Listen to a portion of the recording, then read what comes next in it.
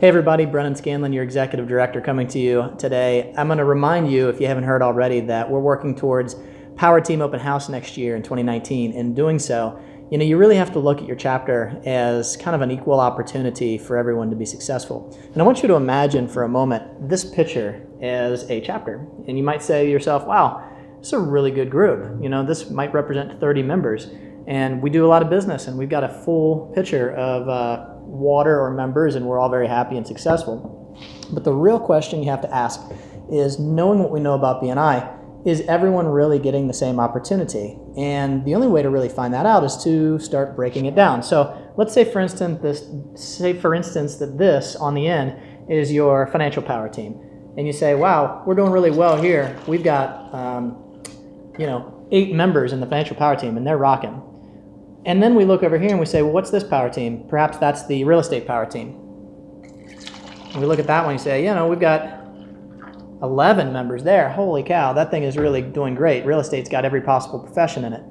And you know who else feeds off real estate very well is trades. And maybe the trades power team has 4 or 5 people in it.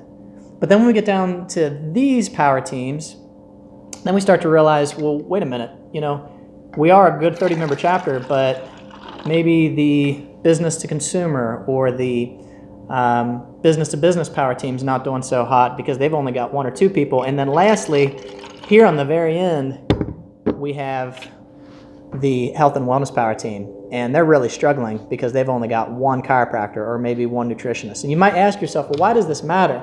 As you see from the top to the bottom, what we know about BNI is simple, and that is if the chapter's got a seat value or an annual return on investment of $40,000, that's a great seat value for 30 members, but the question is who's really participating in that? These guys have their power team full, so what we know is 50% of the business that a power team will do will come from their, 50% of the business that a power team will do will come from the power team, and the other 50% will come from the rest of the chapter. So it's working for them, a little less for them, and not so much for these guys.